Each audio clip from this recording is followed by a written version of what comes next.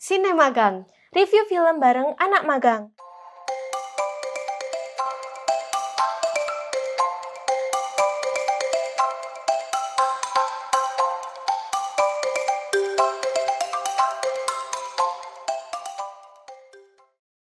Halo semuanya, namaku Aza. Kali ini aku bersama partnerku yaitu Deva.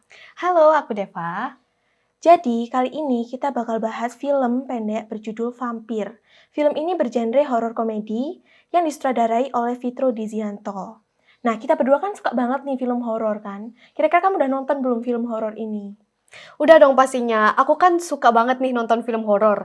Jadi, aku akan nontonin semua film horor yang ada di dunia ini. Sama sih. Nah, jadi film Vampir ini diperankan oleh Aryuda Fasya yang berperan sebagai Kipli dan Eka Wahyu Primadani yang berperan sebagai Kecap. Asal teman-teman tahu nih ya, nama Kipli dan Kecap ini adalah nama panggilan asli mereka juga loh. Nah, di film Vampir 2014 ini adalah proyek pertama mereka main film bareng jadi aktor. Dan sebenarnya masih banyak lagi film-film lainnya. Yang aku tahu sih, Kipli pernah main di film Kodok 2017, Kecap pernah main di film Gulam 2021, dan mereka main film bareng lagi di tahun 2022 di film Cinema Black Magic. Bener banget. Selain jadi aktor, mereka tuh juga aktif berkarya di belakang layar. Contohnya kayak si Kipli yang jadi sutradara sekaligus aktor di film Malam Minggu Kliwon. Ya mirip-mirip lah ya sama kayak Bayu Skak yang Bener jadi banget. sutradara sekaligus aktor di film yang mereka buat. Nah, ternyata Kecap sama Kipli ini pernah satu proyek bareng di film AKDP 2015, di mana Kecap jadi sutradara dan Kipli menjadi asistennya. Keren banget sih. Bener banget sih, keren banget sih. Nah, di film yang bakal kita bahas ini, mereka berdua memerankan cerita tentang dua pemuda yang tinggal di satu kos. Nah, di tengah malam nih, si Kipli tuh ngide banget nonton film horor di kamarnya sendirian. Wah, emang sih, tengah malam tuh cocok banget vibes-nya buat nonton horor kan? Ya sih, bener banget. Nah, tiba-tiba si Kecap nih masuk ke dalam kamar si Kipli, terus iseng sampai bikin Kipli tuh kaget gitu. Nah, awalnya aku kira waktu ada scene orang yang ngintip di jendela, itu tuh kayak POV-nya dari si vampir. Tapi ternyata itu tuh si Kecap yang lagi lapar terus mau ngajakin si Kipli buat ke warung lalapannya Cak Iwan. Nah, tapi si Kipli tuh nolak, karena emang dia tersugesti ya habis nonton film horor. Jadi takut buat keluar tengah malam. Dan juga tuh bensinnya kan tinggal dikit. Nah, anak kos itu kan cocoknya kalau lapar makan mie instan ya, apalagi tengah malam gitu kan. Nah, Kipli ini juga pernah dengar cerita kalau warungnya Cak Iwan itu melihara tuyul biar warungnya rame. Katanya sambelnya itu dipipisin sama tuyul. Kalau aku jadi Kipli sih juga nggak mau ya, Iya takut. sih, takut gak sih? Tapi si Kecap ini tetap maksa Kipli buat beli lalapannya Cak Iwan. Ya, mereka tetap berangkat karena udah nggak ada alternatif warung lain gitu ya kan. Nah, terus di tengah perjalanan nih, motor mereka tuh beneran mogok dong. Nah, kalian tahu gak sih mogoknya tuh di mana? Di depan makam dong. Gila gak? Malam-malam motor mogok, mogoknya di depan makam lagi. Pas banget gak sih? Karena emang biasanya film-film horor kalau misal motornya mati, apalagi tiba-tiba banget gitu kan, pasti ada kejadian setelahnya. Kayak udah template banget gitu loh. Iya sih, bener banget. Udah template banget di semua film horor gitu. Kayak kejadian motor mogok, mobil mogok di tengah hutan gitu ya kan. Bener banget.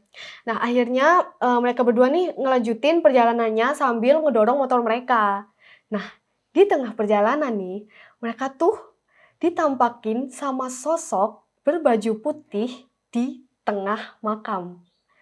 Terus akhirnya sama mereka tuh dihirauin gitu aja, kayak ya udah sih apa gitu ya kan. Terus akhirnya mereka ngelanjutin perjalanannya nih.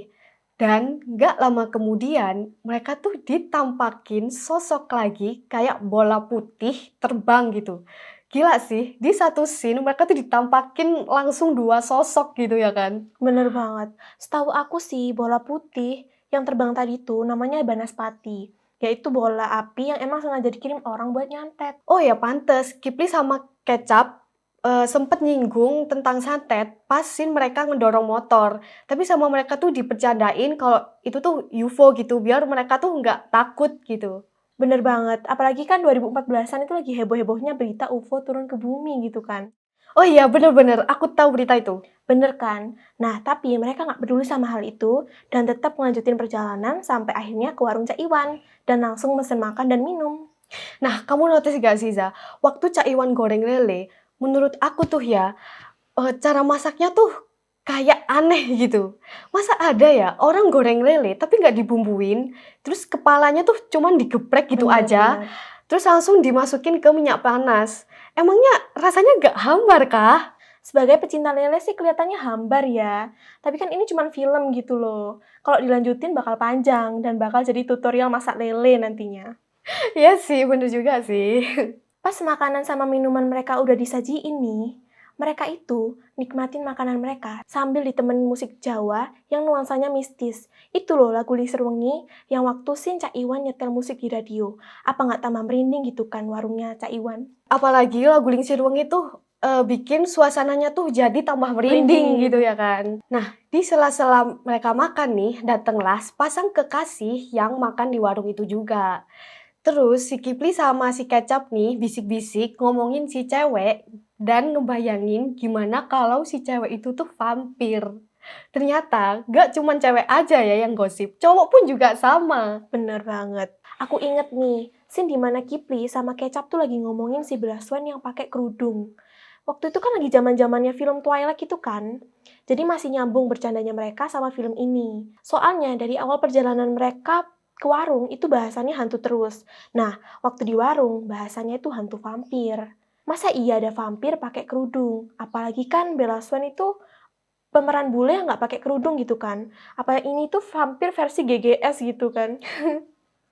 Nah, akhirnya pembicaraan mereka tuh dipenuhin sama candaan gitu ya kan, biar nyairin suasana di warung itu. Nah, akhirnya mereka tuh selesai makan, terus balik ke kosan sambil ngedorong motornya lagi karena motornya kan kehabisan bensin gitu ya kan. Nah, di scene Cak Iwan selesai nyiapin pesanan pasangan tadi, ternyata perempuan yang diomongin sama Kipli sama Kecap tadi tuh lagi gigit leher pasangannya sendiri, kayak vampir. Dan waktu vampir itu noleh ke arah Cak Iwan, vampir itu langsung nebas lehernya Cak Iwan pakai lidahnya. Gila sih, plot twist banget. Ternyata si cewek tuh beneran vampir Bener kayak banget. yang diomongin Kipli sama Kecap gitu. Dan ternyata vampir versi Indonesia itu bisa bunuh orang pakai lidahnya. Emang kocak sih. Bener banget, kocak banget sih. Indo tuh ada aja Ya, idenya unik gitu ya banget. kan, unik-unik banget ya. Nah, kalau dari keseluruhan cerita nih, menurut aku, film ini tuh relevan banget di kehidupan. Kayak tadi, si Kipli tuh kan habis nonton film horor gitu ya kan, jadi dia tuh sugesti dan dia tuh jadi kayak parno gitu. Bener banget. Apalagi tadi ada scene, si cewek pas ditanya makan, itu jawabnya terserah. Kayak cewek-cewek pada umumnya gitu. Kamu juga gitu nggak Iya kira-kira? sih, bener banget. Terus kalau dari segi pengambilan gambar dan suaranya, itu tuh kira-kira menurut kamu gimana? Tentang visual, komposisi shot yang mereka pakai itu udah pas banget. Mungkin agak noise sedikit, karena emang settingnya malam kan, jadi wajar aja kalau noise. Tapi komposisi mereka tuh jadi dramatisnya sama estetikanya tuh dapet gitu loh. Contohnya waktu di scene motor mereka lagi mogok di depan makam, terus scene penampakan di tengah makam, sama waktu mereka udah sampai di warung, itu pas banget sih. Iya bener banget. Nah, kalau dari suaranya ya, menurut aku itu tuh udah jelas banget, terus gak ada suara sekitar yang bocor.